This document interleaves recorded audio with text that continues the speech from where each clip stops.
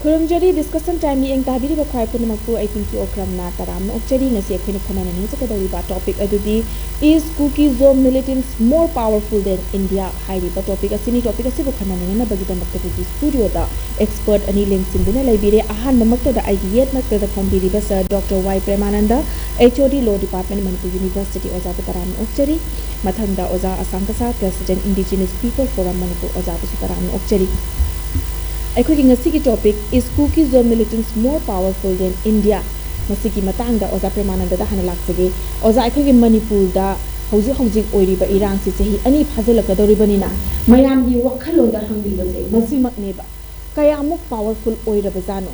terrorist haina term tawkraba miwe khujo kharase kayamuk mapangal leidana makoi se thengna ba ngamdadana akhoi gi masing yamlaba miwe cha kaya sing sina waraga numit khudingi ngahak laitana misi mina thokpa khatna chaina pa thokpa sigi mayam se thoga India akhoi gi lengak pai biriba state ki oigera center gi oigera makoi na hauji fawa control tawba ngamda base tawbu tawge hai taragadi na hana tawrani haina ba mayam haire expert mayam na so haire tawge haina taw taragadi ngamba potni na adubu ngamdabagi maong ama lakpa aduga balance tawba matamda weight se terroristing sida na hena makoi da na hena weight se piraga yasanna bagi oigera any thabak amagi oigera makoi da na hena weight piraga sum thabak se chatpagi sum mami ama sum ubase adu beta hagadi makoi na hena powerful oiraba jala haibagi wahang ama laiba masigi matang da sakai habini hangbi se ko akoi gi is KUKI zone militant more powerful than India na tawsida question mark ni leisi ada koina haijening si power gi ko khangde ko kanana powerful gi kai de power si kanana heli kai on no khulai su lei pote ko kon ba mu sawi wa ne ko aduga India si akan ba KUKI jorang to India si prithvi akan ba power manu da ma aman aduna ina khambada India da gi mane na kalle si swaya roi ko adu madi lalani aduda aina haini na masi mo si sum kalan be wani KUKI zone militant sing si government India na government Manipur na mo si kalan be wari da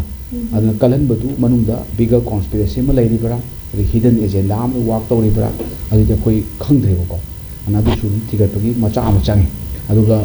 akhoi sum uboda di si kano ma manu policy ma lai na ko adu gi pot ma soidan lai mo do mari na traga di India gi armed forces na am lai na ko si ma adu gi central armed police force adu gi Manipur police Manipur riflemen to na hana ta khai bata adum irang si loira do ne ko adu ta khai de si kai no hojipok ta why there's no military crackdown tung de lai si big question ato posing Chhattisgarh da tawri Chhattisgarh da military crackdown against the Maoists ni ko masi koi gi honorable home minister masamang na 2026 ki 31st March will be the last day of the Maoist movement in India lau thui ne man adu matuk da di Maoist am hidak tawri da phangaro haini noi chang o sign da tawro sango natraga di on the spot encounter to ni hai ni idea si adagi di akoi ji pai bi ba NDA National akoi Democratic Alliance ki lead to BJP si gi Bharatiya Janata Party ma gi manifesto da yaurba ma gi objective ti kana kana zero tolerance against terrorism ma ji ma gi agenda ne ba du ma khad taw si ni jai lu ma am sem do si na du potu lai ne khamada masi manu da policy lai ba de khangjadre du ga adu mamma lai ba natraga di sumaina sum free de thado ina terrorist na koi da pale isi kui de hai da anaina aduma leire India di boina powerful oide tawdabu powerful oyo malhalli si policy mi makhara taw ba yaina haibi wani ko aduga hidam lu ri ko pot ama suspension operation na mulai sia si masu achobo bayu mi si bayu ko highway blockade taw do maina moi gi mathakta akoi gi strike taw na bagi kanu nomai kap gi khopi le na ko aduma taw dabu du gi suspension operation ai pot ama agreement na mulai bi su adu what to think no masa amne ko aduna suspension operation ba ta te suspension operation is self suspension ni mamang February tang ko pa lu ham ne ko anda ki mamang adu hoji pok da mamang gi da ada hoji pok te action to po ta te manung da hidden kana to ri ba ko khande aduna suspension operation si ma yam na bera le adu ga masima adagi di ai haija suspension operation lai ra terrorist sing sina terrorist act to ta ra ga di moisi encounter on the spot of the masi ai na hai ba na ti lo da mayam le re adu koina khangbi ga da section ani khak yengbu ye amana section 111 yam haiba su laiba 31 temple 1 pa adu amana 113 no Bharatiya Nai Sanita anabu Indian Penal Court se sigi makhada 1 11 sina organized crime hagadi yamna systematic naina crime syndicate amoina thabak tawri se organized crime ko drug ki tawriba armed trade tawriba adagi highway the blockade tawriba adagi yamna systematically extortion tawriba economic offenses tawriba this man collective organized crime ko high crime syndicate amo leirabane si leita agadi madu channel mi khudi moksi section 1 11 of barte nai sanata gi makhala akoi book tawgadabani aduga punishment pigadabane aduga hujik tawrisi kuki jo hai di kuki jo di hai biro militants ti katang respect tawrini akoi punjab ki kashmir ki militant hai gum janida sidi moi di real terrorist ni al qaeda ga hai ba adagi mujahidin ga hai ba masidagi moi 100 times sathiram mujahidin amatana mi da manga ka hate adagi al qaeda amatana akoi gi nupi ang khutha de ba ko akoi gi sidi pura nupi ang phar hostage tamaga turenda magi multilateral body the fungal aim na ko adu aina khambada they are more dangerous than al qaeda, more dangerous than the whatever we call mujahidin Pakistan ni horpa mujahidin sindagi moi 100 time sathira terrorist ni aduna moi sidi moi hida kai mete moi sidi encounter on the spot Chhattisgarh tawdo maina Kashmir tawdo maina lotion da bai wari ni ana moi sidi tawri ba singsi terrorist ek ni haiba sidi kanta no doubt kai mari lete ko sidi law da ha proof beyond reasonable doubt raisi habagi slight doubt amata letre 100% proof ni moji terrorist ek ni je masidi kai yoge ga da section 113 no bharate nai sanita da terrorist ek yaudoi bombo khayan ba mi hat ba degi mi mon pe samun ba mi yum mai thadok pa explosive sin ba and indiscriminate firing to ba adegi di public property manghan ba si all terrorist any hostage samba kidnapping si yawre si terrorist ang tani highway da thik ba khot ba ana adegi mangon da intention yaw intention to akoigi strike terror in the mind of people hai adu yawma terrorist email moi to terrorist angtani ana masidi section 113 no bar 9 sanita ga makhada terrorist ek ki makha se action lobi hai tawbo do akoi si da khangdom leire terrorist organization la thukta di si pan ba ya de ka na khangdab si berani ignorance berani hai ni akhoi ji law ji khangi ba khangdabra law chalai no mi si law khangi bra aduna chalai di ba babta di ba ko aduna hujiki bharati nai sanita si irrespective of declaration of terrorist organization terrorist la thukta dakarite ma di apply to ya ba ko si di general law le ni masai ki terrorist ki law le duna unlawful activity prevention act 1967 ko ba adu gi unlawful activity prevention act su section 3 makhadana unlawful association la thukta ba ade section 35 ki makhadana terrorist organization la thukta ne ba ko mayam khangdab ne terrorist organization la thukta ni na moi mathe khutha ba ya de terrorist ne hai ba ya de ka adu khangdan hai ni adu de act to the yaugde supreme court hai ni terrorist organization la thoira moina to act to thabak to adu terrorist act ota ga di no need for declaration moi mathe action logo ne hai ni da adu lu khangmam changi adu ga khwai digi lu sina ne akoi sida akoi gi sarkar si center da sai bagi sai ga da ni center da su adu ga akoi gi state government se masigi sumara gum lei bai tare kai na ka sarkar je kai na ka 163 article ni constitution gi leba nga ko se constitution se nga to adu ne aina toina constitution bu khangdraba constitution bu nei na draba leba tu phosa thala ne ana aro la tu se constitution kayam khangge se sarkar na khangba sarkar lai pa du mati expert me am lai law gi kari ko mo me ta kan to constitution phajan khangwa changi ana khoi da council minister headed by chief minister to aid and advise the governor as sini sarkar is ini 163 section the article 163 of constitution ji ba sarkar hai si adu makhada ni 154 any order the governor thokani under article 154 of Indian constitution ma executive power state vested to the governor hai ni mana tawda bu mai thabak tu governor on tawya de magi mangon da magi subordinate di kanu bu supreme court hai ji council minister do headed by chief minister adu na mong da aid and advice to the governor is the only constitution he ni hai bani da adu khang da di lu re hai bani da akoi sida governor na lo power pai bi ta dam su chat le governor power pai ba su ya de ngasi ma khang bi ro kai no we have no article 352 leite national no there no national emergency article 350 is hai na president rule le do adu su leite ko da leita ba sida akoi ne lei hai ba ya ro ko adu di parliament ko thok ko ni proclaim to ni president of India na there is emergency under article 352 there is a president rule under article 357 lock proclaim to ni adu parliament da madu afang to ni hai bani da pa ya ya jan te da ni khaba pa ya khang na pa ngang na ni adu na akoi gi state government se ma mangun da hojik su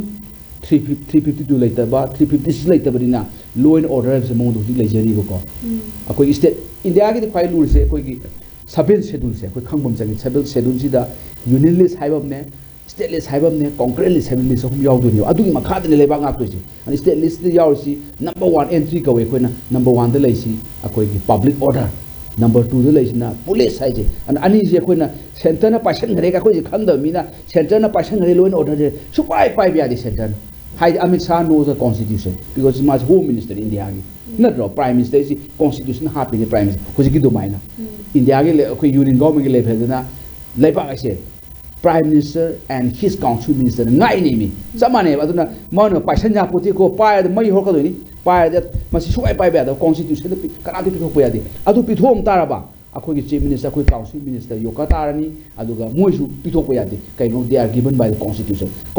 pi ni haibani da ana akhoi na khamade sida khangna da bagi pangang na pang launa re tabuda bu police haibonga public order haiba se kana ta pithok ya da power ni aduga low bu su ya de ana akhoi khang tare akhoi state government su masi matam jang sina ba tare a national highway blockade barang tawsi ai shoot a side order thoga ma supreme court ruling su leibani punjab and haryana adoi phauna ba national highway du thingu bagi ko supreme court national highway de kana obstacle bi yaro and lauthar abne ba and law si very clear ni national highway da thingba khotpa si shoot a side order pi ga dabni adagi amana akoi central security force akro khoko kaina ama tawri ko adu su karam ti right leite adu madu ma khanga daba aduga ai humble submission di district manga yang kana panjaroi district manga je somlapna under the military belligerent occupation kawe international law da belligerent occupation of the KUKI jo terrorist ki makuta taler mi kawi se aduna bu moi da changi ba ji kai tawam dre Susampur police later khangde Susampur di law and order ga natre akoi na su phagi tawini law order ga je pun chatle law and order haibane pun chatli ne ba law si chathara ga order le lo haibane phum da Susampur da di law su leiti order su leiti aduga atei jaga da di lodang leiba order leita ba law su leiba order su leiba lei aduga hujikna kangpo pc mu oire kangpo pc sp du no makok tugai na tawre hujik action kaim logde Susampur di kui ki da beda district office mai thado khare district aisna hit law and order salai na bi hit district ne ba district magistrate ne hit ne habani da madu gi du warning pi nan chat lo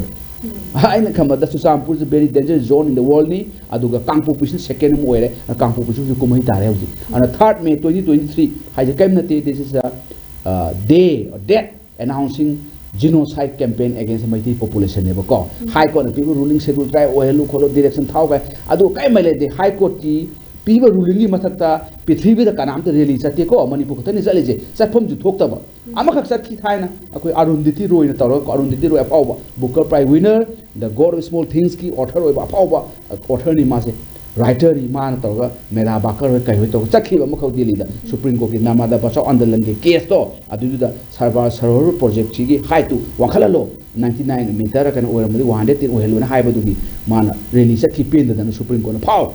Contempt court, you cannot challenge the authority law and Lauthar Supreme Court. Adu Medha Bakar to Arundhati Roy to Lupa listening file plus 1 day in the lockup to Laheli.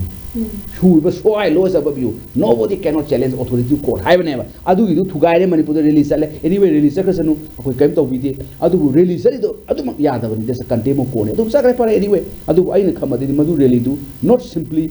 protesting against the demand of scheduled tribe of Meitei. That is the announcement of genocide campaign by the KUKI militant against the Meitei population. Very clearly. At the Hadang Namu 3 January 2025. Say he hobo sida na kauchina kangpo pisa khoi governor se lakta ngai ko aina khambada 3rd January 2025 the moon tawri irang do mon SP office the thomjal liba SP makok tugai se si SP makok tugai bo ji bo action game logde aduna sidi mon tai se kaino kan the governor the mon amaka ulli ni akhoi the haura ga di akhoi SP the bok the khutha ba ngami see our power si ulli ne SP governor da aina khambada they are challenging the authority of India, they are challenging the authority of Manipur, they are challenging the constitution, they are challenging all those criminal laws including Bartenai Sanita aina khambada sumba ji ba singse law gi matung na dandi si pi hodraba khar lega sum demand hingalaktra ne ba farta kani aina khambada ai humble submission da let's law si strictly la gam tum sathabada na kari power parang kaim le moi lanjare na so en sanjara kan ana madu gi law se le han da bani law do ko ne tugai ba ya de hai ko masi ki da oza sang sa dong lak se oza like akoi gi topic si da su hala ga hai da oza pe ma da am hai bi ke law da to ba ya da ba si loi na ma KUKI militant singsina terrorist singsina hojik tawri neba ado ozakin sa habi kiba makoina maitai furupu muthatna bokna bagi mokongda ama jatharak pase mate ko recent incident khara damu furup ama khaktangi mathakta mandaba haibadi anybody kanagumba any xyz ki furup amana makoigi lamni haina claim tawba mafam amada makoina masana claim tawjaba mafam amada mina for example narang na handu social media da am viral oirapa phagi iche thopa amana kappe ko nungai teba masagi mafam da yum sajaba natraga masagi mafam da ai injang ati tharaga ai gi pulsi do leina bo na matam da nang da yum saga yaro haibagi makoi kari right leba adu tawri bani phone thugari bani adagi indana khotana tawe adu na haiba taragadi group kayagi against no makona lakuri base manipur da hauji chahi ani thaga dawraba lanse masi je tha amma natraga ani gi manung da loisan bagi phibam di udre ba kari gino haiba matam da furup sum cover tok salak ba helak pado for example naga furup na ngasi bukta neutral oina leina ba hotnari haibane ba lambi thingba da oigera ama thingba da oigera ya sanaraga wari sanaraga ya sanana ba hotna bu pure e haiba akoina pauche da mayam yawi sine ba yawse ya sanana ba hotna ba oja hoina su achoba thodang lobiri ne ba adugumba furup amagi mathakta nakoi si to ba yaroi na moina nongna haigalak taraga de oja akoigi more powerful oibase makoi se kai amuk powerful oirage haibse yamna achoba wahang am oire oja gari haibini Thinki ojeki topic se KUKI singse yamna adum power labor mong da adum hive di hainare labor kumna so tum show tore mase ngasai gi number 1 da khoi gi center gi government da mamang gi su hojeki su hive tare mase topan na te da conspiracy ama labor power labor oina thokibani engon da hairo hairadi ko aduga project lairi base solution se gadai di lakadara hairaga law du na solution oi hangadabane abu akoina law se ngak na chappa kanda constitution of india da loina pire adu hoji problem di akoi gi lepak se da law laita bok ki mong da laikre abu anu lawless state oi ba lawless nation oi bu kumna chatpa se da solution du lakpa yadabane solution di thamanga yawni chahiama chakni haibadu leite hojik haye hanjimak solution purap yale madugi law le abo natra oja adu law du chalai de abo solution di haye hanji chu pige abde pbi abage option le provincial le abo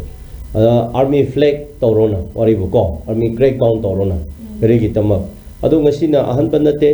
moina tawning ba tawba amada tawning ba tawba adu chingda oigera tambak da oigera tawning ba tawba kampu dum leiri ko adu masi control tawga da bu authority du krino law du kana na pai haibu ne abo the law pai ba mi du na law du chalai da de adum khanarag leiba taw ne abo natra aduna jiki is KUKI jo militants more powerful than india haibu se yes akoini yengba kanda adu gi picture lai reality da de oibadi nate but some parts ko manipur da de adu oibu kumna haibe yare manipur is a part of india aduna manipur da de makoina power leiba oibne na india da kochen ba tabne ba ko aduga center na india na tumina yenglaga leibado haiba tabne ba but india gi agenda leiba gi ni masain haida conspiracy leiradi waribo aina nupi ama yam nungsina koigena koiba tarade nupi duna kare no ngam phata tawrasu aise sum koi ya koi ma aina pamdingai da de aiso dum ya da rimne natra adu pap ta tawba kan da de alai nai na ko nupi su nupa ma yam pamba kan da de nupa duna kare tawrasu nupi su kaisa hairoya ba sum mai apam da thumningai lomda aduna hujai KUKI je da india na kana kaino koiria ba ko moi karim ba part ama da sijina gena koi bazane karim ba lambi ama da sijina gena aduna maduna akoina khangadabadi dum history di yengbia pengi mamang da chahi chama gi mamang da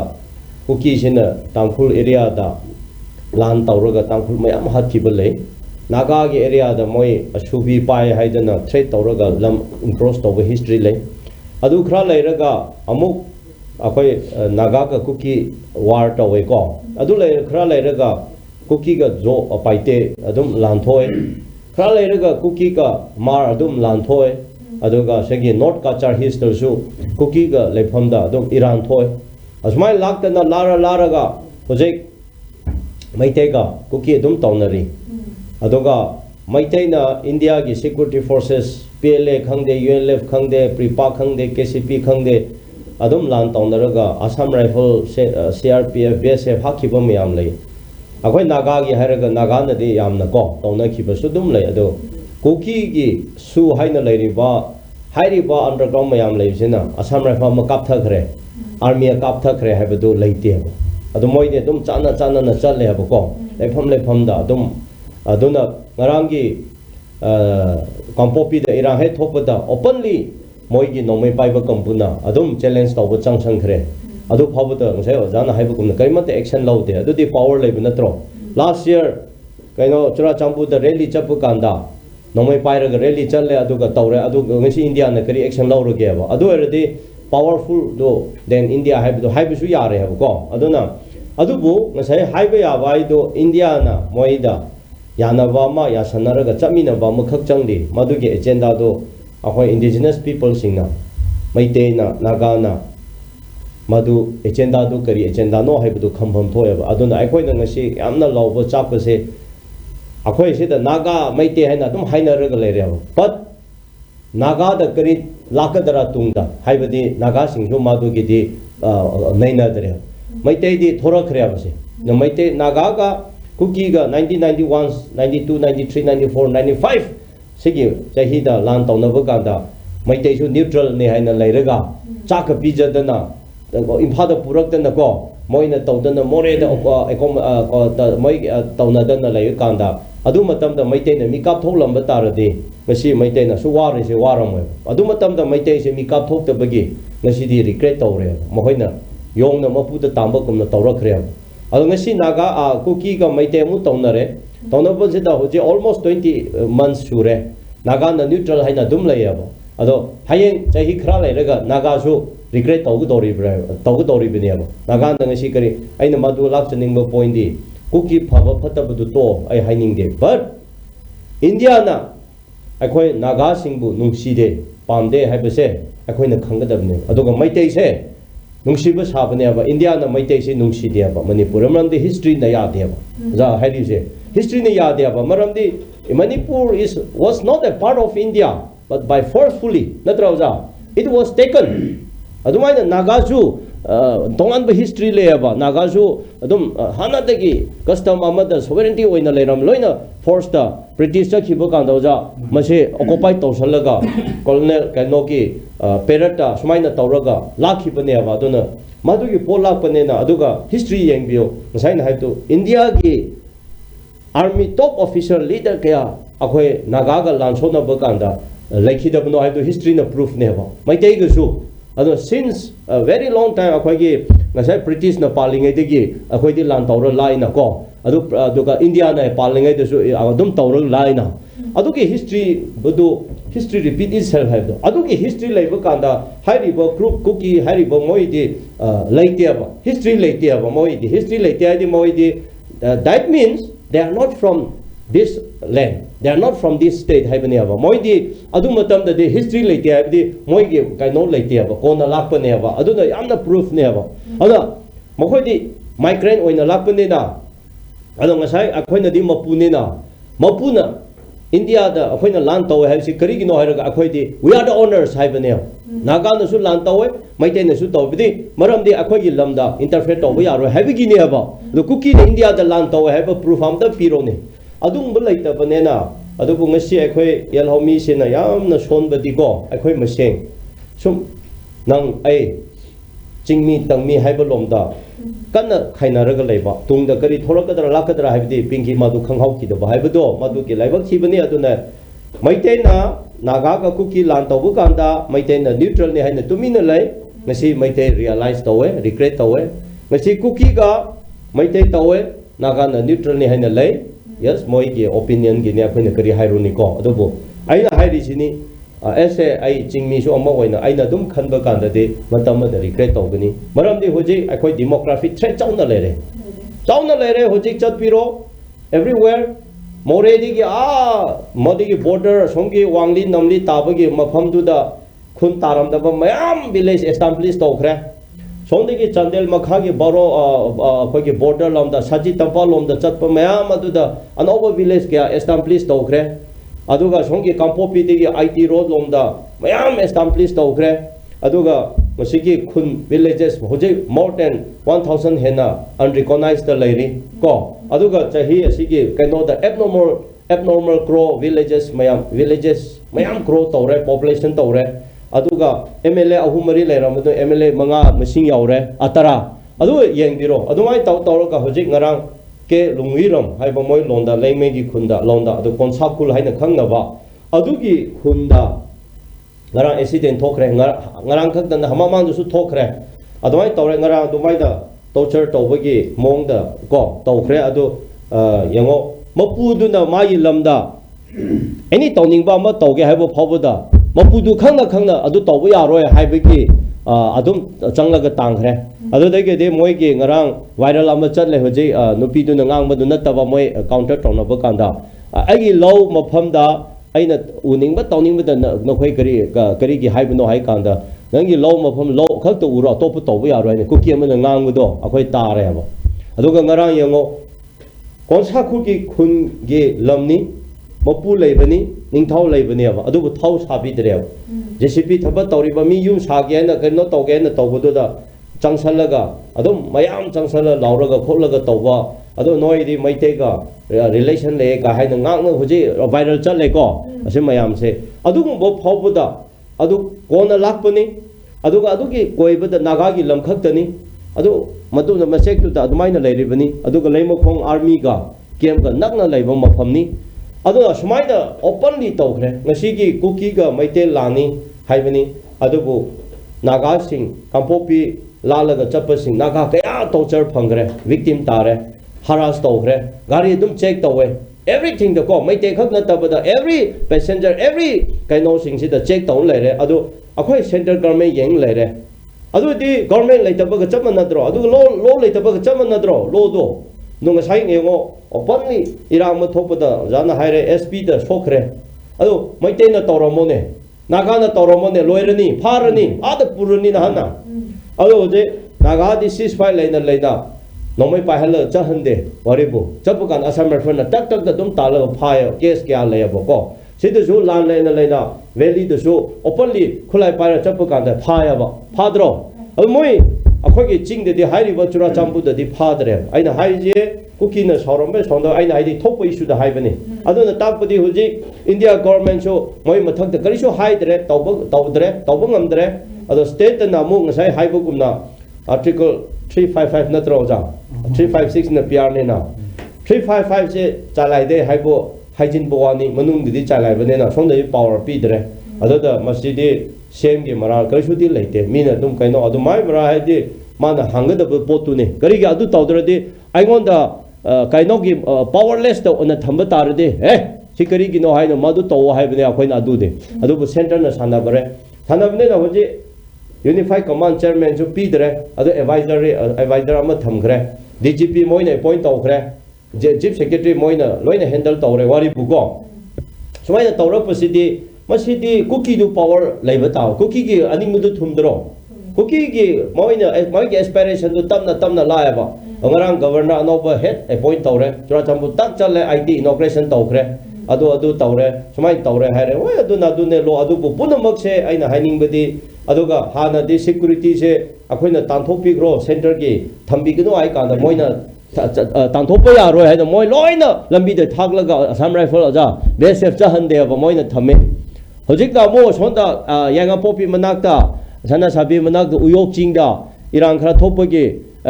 kaino uyok ngak sino haidana security forces thamo haidana tampaki mera paibi khran ko yang popi ran taw kan de moina mulo thopio haidana mu tawn leire so si phoba tawbung amba simayam se lakpa wairadi ID moida do da mara sining de do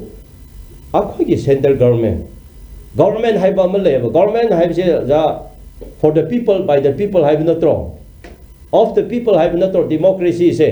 adu ngasi masa haibugumna center na tumina yenglaga laikhra tarade adu de India da kuki na hena power paire haibido haiba tabani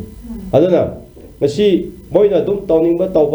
tawning mayam do maite ka tawnara chumna tawnabana tana naga dasu tamna mayam harassment tawba laire aduga asigi kaino manung sida 나가기 람 그야세 후지 모이나 오코파이 tausal라가 레이레고 아도 아코이 하이쇼 하이닝데 아도 마람디 나가죠 아코이 뉴트럴나 좀 하이버고 아도부 아이나 ngasai thamba wa haido maluna lobio tari bamyam aduga manipur yer homi punamak aina haibase India na khoi manipuri se nungside India na naga macha se nungside aduna naga gi politics se karamaina naga gi issue se karamaina discriminate tausra karamaina kara supersede tausra haibagi police amakha gi agenda da hairiba group aduda strengthen tawholaga sisinaraga moiga loinaraga chaminadana moi free handed tawraga tapna tawraga na hojik naga gi area koding makta yango KUKI loina phajana position lawraga laikhre an hojik karing naga ga kaino ma thopa kanda moi nan so haire maite ga naga KUKI pullo akoi thau sabi de haina ngang bu so akoi tare ba adugi potu pholai maramdi kari gino KNF PDF ka KNF B se India government na support awe ado moi di KNF ka BDF ka KNF B ka BDF ka Burma gi mi ga KUKI phatana samnai ado khulai wate mi wate sida anga ma chamayam na han chiri da phaba moi kai no du maite longang ba haite mayam mar ga oine hojik moi gi su hai lai kem lai ba adu ka buffer zone da no mai kap tan lai se loina Burma gi mix adum tawram gani adu masi India government na yengla ga lai bu kari no haibni da adu mai na naga gi kai no se moina ma supersede tawninga discriminate haigadra gari loan haigadra suppress haigadra oja adu ki tawninga police amakha hona buse naga singna madu mikap thokte adum same adu maina tawdana kamaina mu taw second point da maite issue lai ko maite gi lawong ba kaya lai na tra underground mayam lai adu maite gi lai ba nomai pai ba punamak se loi da mak karmaina capture tawraga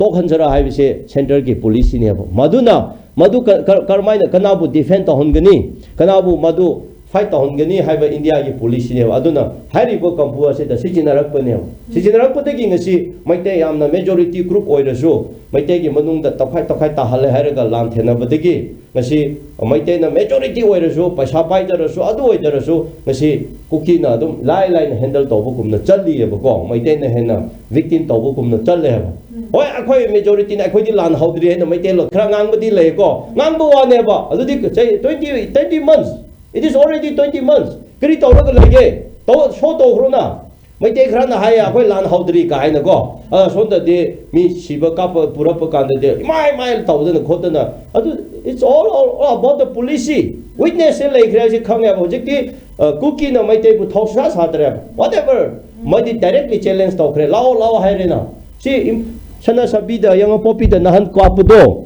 just Impal East da ne yang Impal yang popi gi police station Impal East no kon bane ja thamna popi hai si ga adu thamna bane chura champu da kilometer tara kun laiba kanda kapna te haba adu foothills India Impal Greater Impal Valley gi manakta just 2-3 kilometer laiba phawda khun macha ani hum laiba KUKI aduna maite loina mak law haino open taw khre aba challenge taw khre aba sigi matang sida open challenge taw gi matang sida preman taw lak sigi oza masing yam da ba ngai khara duna maite loina makta challenge taw khre haibane ba maite oigera naga oigera khu pulli ba mayam sida makoina ngamba ki chang se kayam thina ngamge haiba sida khugi kotuna mamangda CRPF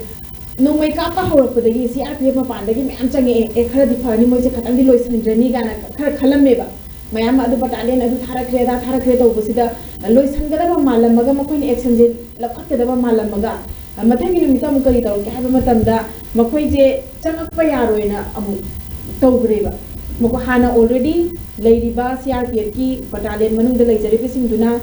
kano to le gada bani duty to le gada bani anauba Imphal om dagi changi ba CRPF personal sing se makoi se changba yaro haina makoi se protest tawre ba protest taw bus am kai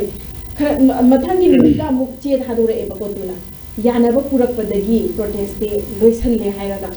yana ba se karamaina pura e habo tamda makoi gi apam ba thunga laga hana already CRPF ki battalion duty to gal leiba battalion se makoi ni yengada bani anauba changa e ba sing se makoi yamanda ba haiba sidam yana ba purak padagi na haiba aduna haibadi makoi gi apam ba sun thunga laga leireba makoi na ba pami ba project am thunga laga leireba adu oiba taragadi karamano India lenga na balance ma tawraga chingi amadi tamgi ani makse balance tawraga yana ba ama purok tu se karam ba khoi agenda do khoi khangdre mayam di khangning ne ba adu ba khoi ma pa de ko ma tam de wait se mo khoi de dum pi le re ba mo khoi na dum CRPF tu leibe ya ri ta li mo khoi gi leibam saraga a kano da urak warak marak ta ni gi khajalaga leibe do pot hun torak ngam ni ne ba pi sin sin changa ga adu khoi si tam da taw ba akhoi mo khoi de taw ge ba akhoi di no ka pa ane ba thurani ka pa ni phari thamjal la ni ba adu mo khoi gi ada mo khoi na nupi sing duna CRPF personal tan ngam ni ba security personal tan ngam ni ba aduna adugi adudagi adum ba kay adudagi ne yenga ga la ise more powerful oirabra nupi manga na kui tan ngam minung mai par ba CRPF tan ngam adu tar ga ni kari no khile ba so oirabra si power du gi de yan khangjadre ko khangjadre di sidi kai no ni da policy mi makha da tawbani da power gi warti power gi kaisu power lei poti moi lei ta bu bu lei heli si kai kan da leiba man ba mayam bigger conspiracy mi yauri manung sida hidden policy hai ga hidden agenda hai ga adu leibu gi pot ne adu na bu kalhali ni adu masi queen smai taw le yaroi angang ga mai pai sana mi sum de na ko mi hat ba gi kangu sida mai pi ding sana ba si pokha na government india ne danger la ka dun control taw bu so re dinya government india oina moi onkhala pu yare ba how this some power si pai ra bani na mi haning ba hale adagi di nomai kam ning ba kape adagi kapi sing arapagi wari na te impan is ka taina bada west ka taina bada kana ka tawri position ana sidi am very very dangerous zone where abani ana sidi the control si fasan tawdra ga dinya khar le ga hoji puti separate administration ga moi demand si bo am nungai jani ta bada separate administration in the form of union territory with legislature ka hain moi yam sangi adagi di moi na mo hai si aduma lai aduga yam na phajada ba machinery masi moi ta ga di masi handok ko chumi akoina solution pass peace letter hai moi governor hai na akoigi peace pass solution letter hai akoi governor no lak pasina moi na hai na solution pass peace letter hai adu ega di akoi lan kap khini mi dum hat khini hai bani da yam sathi ba terrorist na moi si al qaeda ri helabani mujahidin ri helabani adu laskar ai toiba ri helaba su terrorist ne ba ana masi tiger dungar ga su tholakre na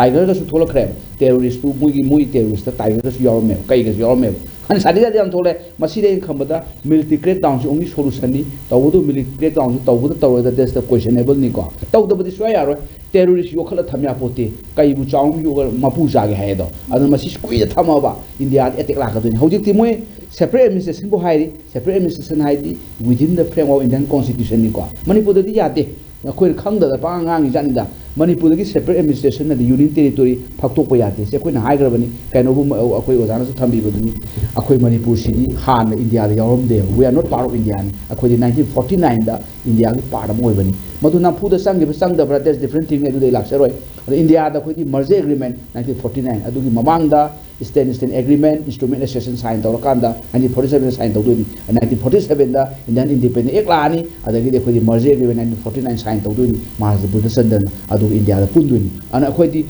treaty Magalona, international treaty Malona, Sang Valevani, and Akwisi, Article 3 of Pala, Union Territory, Teranga, Lohoapote, Kashmir of Tuhakan, Haraga, Jamul Kashmir, Madi, Merger signed of the Madi Instrument Association signed Torsan even ever. And Akwati Merger given a protection, Kano Merger given a treaty, international treaty name, international agreement, international treaty near the Nadu report Lakan, Hayes, Howard, Merger given with vote or a Merger given breakdown, kind of UT, Akwaki, international law, Gibana condition law treaty Palakaduni, Aduna, Paktas and Servanta, UT, Kari Hujiki, robust extended Bulasena, treaty provision, material bricks of treaty, Otaga, the treaty is no more higher for the India, same way, however. The Amana, Akwadi, international law now.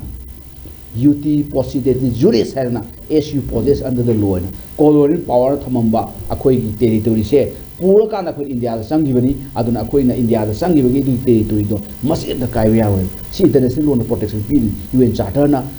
international court of justice na high, Aduna, Adu Potu live in Manipur, Sua Kaiwa, Monatale demanded. Yoker Pagagi demand, Oyada, illegitimate over. Tambay demand, have like America, President Oyin, Tanya Badimalo. Yaraba, Pitlibisi, the world's kind of planets anywhere, high up at Habanti.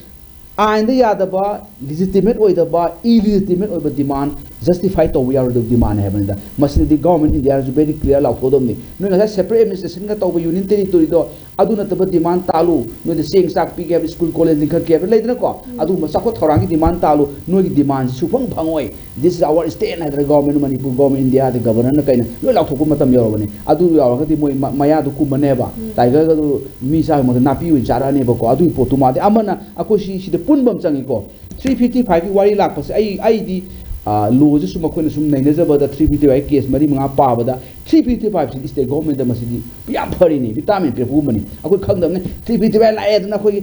power sam to pi de ka khoi hainari ba 355 pa bi yu mo da hai action aggression la ba ad internet disturbance la kanda state government du constitution ki makha da leba ngak ngam da badagi central government na constitution ki makha da leba ngak ngam na ba mating pang ba hai bani 355 si 355 la kanda police la thok pa yate state government dagi adagi di public order lo thok pa yate lo thok ba su lo thoi adu laiba sipai sing ase na lu khang da bi bera lai se constitution digest tok da ba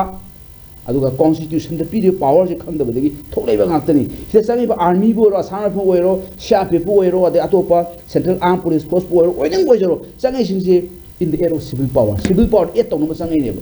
hayeng 352 thamadu pa yake lai se article ahum ni ko 352 se national emergency war le ba action aggression le ba armed rebellion le kanda in national emergency ai national emergency phaja clear la thok piro haiban national emergency la thok gi akoina military crackdown se adu yaujaba packet ni poram le ba pun pula la ko na maina 352 da national emergency yaujara bane ana 352 di akoida laite adagi 356 president rule laite akoida adagi 355 lailete bapta de laire yam phare kainobu constitution ki makha da leba ngak pangam na ba center mating pang mala ini ba ko adu saka ka nu ko thairo kai loi roi adu ga madi in the era of civil power oi ni ba ko adu masi aphabani adu akhoi sina ba hidaba akhoi da lurisi akhoi changai forcing ja akhoi sina ba ngam da bi wari ni ba ko DJP moin oire da adu da oini moi sino o adu ku chief minister na my council minister na my state nam lega dabani ana oba da akhoi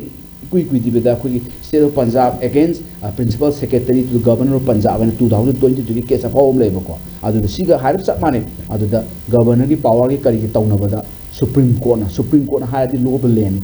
by virtue article 141 Indian constitution supreme court high ko sak mane parliament na pass over law and supreme court higher bani governor is only constitution he ni adu na bangu da discretion laite governor the power khale discretion power ko adu yam de adu ayam badi state council minister na ngonda higher podo nang na tawgodabani madai henjalu nu kui mo ena nga sai Punjab ki governor sida supreme court na high in have aduna takpadi governor ki powers very limited ni governor na kan 352 leraba 356 layer kan kadoi ba 355 ti makal 355 governor ki role kam leti madi emergency ki mang de lejaba su laiba khuding ki constitution 355 gu amam yaujari bu America su yawa su state government he mapang kan na bani tawodo state government sina maji mapang kan na lai ni du khangda dana lai sing ji ai power lo phopuni khan ga di loire ko adai du ki channel khar lai aduga ai hambal apil da khoi laiminari ba khoi isinau sing se akhoi si indigenous people hire indigenous ka sin da gande kaino India government ya de ko ana khoi the original settler of this country this part of the India khoi Manipur si original settler ne khoi si ana khoi gi lam de attack to pose this is not attack to Meitei not attack to Naga lo bi ganu this attack to the whole Manipur attack to India lo khoi punna defend to ama changi khoi neutral lai ga to bai si neutral ga tam si katang phajate neutral ga adu gi wana ta ai lan jaw hai bana ti noi ka pa hai bana ti kamai to na si gi terrorist lo sing ga da ge hai si gi policy program putok poda khoi puna ya ga ta na tra ga din hayeng na han ba yaroi ko hayeng kayam na kuki jo terrorist sing na kayam na territory lokshon ga ke akho bi yeng biu ne territory lokshon na ba lai raktar ne ji ai gi yum impa na kai da lai ba swai si lokshon do ngai loi moi oi khalam ne ji naga mayam phugala bani nongoi ka ngona ka pa bani akhoi ji son bani na ngam da bagi ta sa khre bani da hau ji pun bam changi pul laga akhoi de agree actually ase lan tar in si a kind of aggression ne akhoi aggression tawri ba che akhoi ancestral land da ancestral property da moi attack to ase masiti is a attack to the whole Manipur logo da bani adu ai da khabar moi befitting reply piau draba sida ai yaujati kan lo tra sum leraba khala som loksan gidana ko ai yena khami oiramani aina tum hogolakpada kaim to hojik te khoi lauri ne kuki singsi jo singsi moisi they are not indigenous people moi mitu ni degi ena kan ko NRC to lo thok chi kai foreign ani ga law ko mungami khar lega te khoi law bugi launa bagi power le ro adu matam ni kumai ta ni oh mai te manga le re oh si Burma lang thokro as naga hum ni chatle me pha pa lang thokro adu la ni hai ban adu lak ngai da we should phamin na ko akoi befitting reply pc moina to thabak si di ai ba haijo aseng badi 147 pan ga do ni birthday nai sana te 147 di waging war against the India ni moi to ji akoi the war to pani icham jam crime te na masi si di to ozana jo am phajana hai de India gi mathak ta chathaba war ni haina logo da bani na koi matam su loi sala to na aroi ba wa ham jo za sang ka sa dong lak se de oza preman da jo high grade akoi je punsin begi mathau amu su tai punsin begi mathau ta bi si akoi na ningsi mathau raba matam da ge hona koi manipur se da khunda mi na ri ba mayam se amata oina punsin da ba matam da punsin da bagi mami se yam chaw na tai go ja हाइबदी अखोइना अमता ओइना लेपकदब मतमदा ए मसा मसागी ओइबा फुरुकी ओइगेरा lining licence की ओइगेरा पुछलागा मागी खेतनाबो वखलन्दुना मरम ओइरगा पुनसिनगदब मतमदा पुनसिनदबना मरम ओइरगा अतोपा मियोइना हुजु खुदोंग चाबा लौसिनेबा Meena इराय line खुदोंग चाबा लौबा ngam इसे करिगिनोबा अखोइना चिंग तम खाइदुइङैदे ए मोइदि चिंग दा लैबनी अखोइना तम दा लैबनी तौगा अदुगुंबा वखललोंदगी हौरागा मचा दुदगी हौरागा थमोइदा सोखिबा मयाम दुदगी हौरागा मचा दगिनेबा ngasi achauba lalama oira ibase adu akoina state lenga ka so akoina abidi manipur gi macha ama oina tawhaning ba kaya do adagi minister mayam singsina MLA mayam singsina tawrak pase udaba makoi se power like da bra hai se madu da khandoi ne adu makoi power se karam kanda leiba mana ke haiba matam da any ato pa thauram adagi inauguration taw matam da adagi stone laying gi function matam da di makoi masen gi marakta politics ki oiba खुनाबा मतम ददी they are very active नेबा अदु काना माले ए सरकार से लेरिना मकोइना कांग्रेस ना मुंगांगनी अदगी BJP ना मुंगांगनी अदुगी मतम दे कोई सरकार से पालीबा मालेबा अदुगी मतम दा खतंग लेंगा से पालीबा मानबा बट अकोइना लार्जर कॉन्टेक्स्ट दा येबा मतम दा अकोइगी लाना से लोइसिना बो होनाबदी होनाद्रेबा अगेन पावर गोस टू जेम अदुम लाइरेबा मसिदसु लेंगा ना केंते तो ngam de masigi matang sida अखोइना अमतो ओइना पुनसिन बगी मथौ ताइबसे करम ननो अखोइना अमतो ओइना जु पुनसिन बया न्यूट्रल वजा अनि न सोइ बिगे न्यूट्रल ओइना गले है से आप रिग्रेट तौरकनी ममांग तो दु जि रिग्रेट तौरिनेबा दुना तुंगदा लाकदबा मतम द रिग्रेट से तौदनबा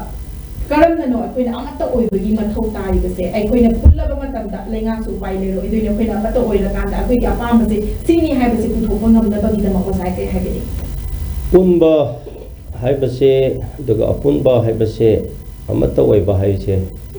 ममांगदगे दुम लौरा ए पिंकी को अदुगा पुनबा सुंगा ngamde हाइबना खरानसु हाइ अदुबो अखोय पुनबा ngamde हाइनसु हाइबे यारोय दुगा पुनथ्रे हाइबसु यारोय को हजिगी फिफम मयामसे अदुबो आइना हाइजनिंगबदि मसी अखोय खरा होमोक तौबा हाइतबदगी मरमदि अखोय हजिक काइगिबा नते अदुगा अखोयगी लीडरसिंग लेंगाक पाइबा मयाम अदुगा मसिगी रेस्पोंसिबल लौबा मयाम पुकचेंग सेंबा मचांगी पुकचेंग सेंदबा मरमना सिंसियरिटी वाटपना मरम ओइरगा अखोय मरक्ता डिफरेंसेस खरा थोपा कम्युनिकेशन गैप लेबा अदु ngasai punde haina lawrosu अखोयगी सिस्टम नदि पुनहलियबा अखोयगी इलेक्टेड मयाम सिदि प्लेटफॉर्म अमदा लेरियबा होजि मणिपुर की असेंबली बदो होल्डा असेंबली लेजिस्लेटिव एजेंट नागा की हाइना लेब्रो ने ओजा लेतेना मैते की हाइना लेरो सिदि पुलिसिदी असिदि काइनो पुलिस अदोते कनाना थप तौगदबा हाइरिबा पुनसे हाइजे मोइना ngamgada मोहि चिंगि थोगदबा पुनिंगा होनबदो मोइना थप तौगदबा को मोइदा इलेक्टेड ने मैंडेट ने हाइना तौरिबा अदो मसी अखोयगी इलेक्टेड मी सिंगदो ngasai naga oigera amma oigera अखोय पुनदबा यादे अखोय पुनगदबने अनत्र पुनसे हाइना रो लंबी दो सेमलिब्रा सेमदब्रा हाइबदो कनाना हांग्रगे हांगदेबा आइना सुम ताबदा मोइगी स्पीच दा अनत्रग असेंबली दा सिगुंबा इशूसु पुथोकते मागी मरुम अदुम हुनर अदुम लाइगनी अदो ngasai पुनबा ngamdaba अखोयगी काइनो पुनसंदे हाइना मोइन एडवांटेज लौबगी मरमदुदा आइना अमता हाइनिंगबदी अखोयगी रेल एनिमी से कनानो हाइबसे अखोयना खंगखिदब मसे लाइबक थिबनी को जानादि होय यल होमीदो इंडिजिनस याम पनगनो हाइना चुमे मागी लीगल मोहिदि तम अखोयना अमु पल्लिजेना टाइमिंग से यादर मतम यावरक पंदरदि ने ngasai हाइबदो मासे इंडिजिनस की काइनो सिगे हिस्ट्री सिदा अखोयना तौदरदि अखोयगी सुम जिमी तमी अदुम लाइखरबो ꯑꯗꯨꯒꯤ ꯄꯣꯠꯅꯤꯀꯣ ꯗꯤꯐ꯭ꯔꯦꯟꯁꯦꯁꯁꯦ ꯑꯗꯨꯅ ꯑꯩꯈꯣꯏꯒꯤ ꯑꯦꯅꯤꯃꯤꯁꯦ ꯔꯦꯜ ꯑꯦꯅꯤꯃꯤꯁꯦ ꯀꯅꯥꯅꯣ ꯍꯥꯏꯕꯁꯦ ꯃꯩꯇꯩꯒꯤ ꯔꯦꯜ ꯑꯦꯅꯤꯃꯤꯁꯦ ꯀꯅꯥꯅꯣ ꯍꯥꯏꯕꯁꯦ ꯑꯥꯏꯗꯦꯟꯇꯤꯐꯥꯏ ꯇꯧꯕ ꯉꯝꯗ꯭ꯔꯤꯕ ꯉꯁꯤ ꯐꯥꯎꯕꯗ ꯍꯣꯏ ꯍꯟꯗꯛ 20 monthsꯗꯗꯤ ꯈꯤꯇꯪ ꯇꯧꯕꯒꯨꯝ ꯇꯧꯋꯦ ꯅꯥꯒꯥꯒꯤ ꯔꯦꯜ ꯑꯦꯅꯤꯃꯤꯁꯦ ꯀꯅꯥꯅꯣ ꯍꯥꯏꯕꯁꯦ ꯑꯥꯏꯗꯦꯟꯇꯤꯐꯥꯏ ꯇꯧꯕ ꯉꯝꯗꯦꯕ ꯑꯗꯨꯕꯨ 나가 마생들이 얌나 아코이제 헤로 사르가 나가가 징탄나바 나가가 아마 묻나바 호제이나 그리고 와앙앙바 아마 소요네 와리부고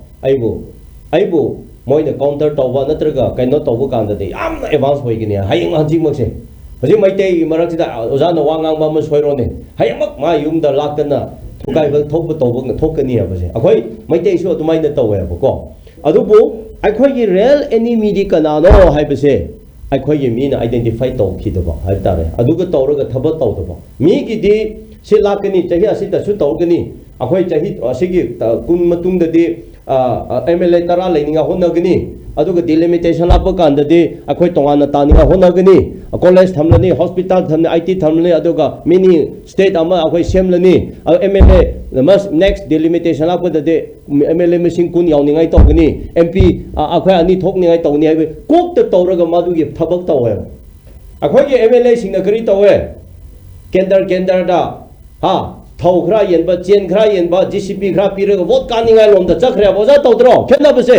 issue da chatte visionary oide ba leaders visionary je jing naga da karima naga sa dumanen tawe ba akhoi MLA singse adugi kadai da lam shokre kadai da lam mangai kadai da kari yaudri kamai tawri relation kamai connection je kari tawgani akhoi kadai da samnagani kadai da chakani kamai tawri adugi lane cross tawri haina akhoi police da thabat tawdeba aduna hojeng saina panbudo aina hayo open challenge ne kapopidi gi tamai oba IT road ta chalo lengmei gi lamayam do loina kuki no kopai tawkhre cycle da nagana MLA karambane ngasi cycle da chatpiro tangkhul gi khun ani humkha oikhre minority tare kuki no para loire population kampopi da naga MLA karambane Nepali karambane ngasidi kukina dom occupy tawro lere hoje na kampopi da chalo kampopi constituency da any block da chapada akhoi maite gadai da uge naga gadai da uge asidi kauthoeba si kauthoeba ukhru chappa lambida som cycle chappa lambida som chandel chappa tenova chappa da matamada tenova sigi palle da du tawba ga tenova haise yengoni tenova se naga na dum ka bne hojikti kana na karige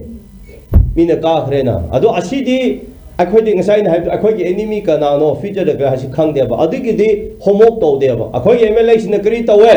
contract ram munba adugi khunda madu agi enemy ne adu da naga madu ai ngonda masu agi rival ne masu candidate wai dori bne mai khunda wo program hapu aroi madu ai contractor ne mauna vote odu pigidabne haibulom da chan mun election se tamama mula khreb pasha khra khumjan gani madu de kari tawgani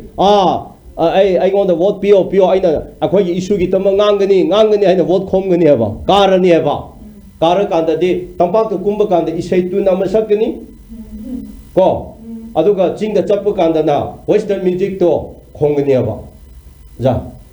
Ismail tawe aduga tapaki MLA singna so loina makti na te khara na kri tawe chen yena ka contract tawro ga ngai magi adu da tawre manipur kadai da shokre manipur kadai da kaire manipur kadai da wale kadai da mina pamdare kri gi tamak chi mina nuai tare waribo communication kep kadai da lere development je kadai da shondhare mina kri pamkhre sonda file pan lere file ma chama gi tamak ta chahi ani hum tala de kain lebak chokhakni mi ja phungyadi kamjong de lakpane Upalising lak ama bill kainingai honabada tha chahi ama change MLA gi mantri gi soyama lawningai honabada tha change hotel da lakpada kamjong gi miama na seda lep labada lupalising mari ma upai le tolop ti chaja de adu gi mina wakhan da sentiment da nungai da bo tu de akhoi kok thada de adu ga sai akhoi gi MLA singna chingna adu di kari wale hojek Chingi mafamda nagagi mafamda hairega lambi chokhat adu de fund wale adu fund piro budget to khra wangna thangalo budget khra habla se extra ni rese assembly de puthona adu mudi tawde ba adu ga kendar da chalaga campaign khomba kanda de ko ai na du to mi se concept se ideology je tongan brainwash to thokre ba ai na hai ning budi leba concept manipur concept chokhan se arade ideological concept visionary roadmap phajana semlaga vision da thaba to se mi bu brainwash tawraga aina ai kanaraga loire ai mapu thalaga loire ai chair da phamla loire hai bu lomda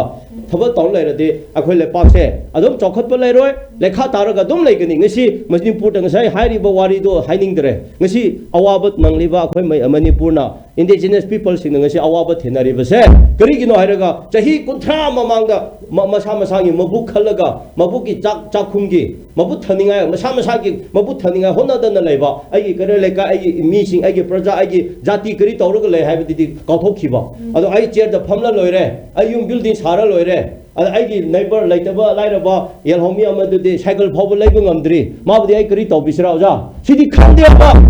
ai building mathon tara sara loire car tara lai asmaina tawrapudagi punba yadabane haba zaina haibadu punba yakhiroi ba maramdi wakhan thamoidi sengdri ba leader chingi waigara tamgi waigara akhoi leader khara se wakhan sengdi ba penki ada chingda su kari tawe mai building khara sara loire mai oil pump ani hum hang loire mi amadi thamada siki phobu thokte adudi khanbiro na ha hoje sida football ta mayam senkal ai pesa pai khote playground tawre mi ching ma pham de playground laita ba yauri ne oja thamoi sola moi dro sididi ising waina thadara tep ta nang irugani washroom na shower ka haptana geyser ka haptana tawre mi gi de pung ahum da chalaga isingi mafamda ngairaga pung 8 da halakpa yauri ne adu kamai akhoi mi ne kamai usikatage adu ngasai na haibado mi di chahi kunthani phu mamangda hojike apunba kuki gi akanba strongly lakpase chahi ni phu mamangda roadmap sem khrabane adu ngasai na haibado yamna very simple example cycle naga na mla oirame adu karige oibang amkhidwa hojike kampopi oirame karige oibang amkhidwa Tenopal oirame karigi oibang amkhidaba hojikti MLA naga na MLA tara humthoi mari lerame hojikti MLA masing chamna khre maitai gi population ga kuki gi population sidi pura 1% 2% yawram da banewa mamang da hojikti sumaina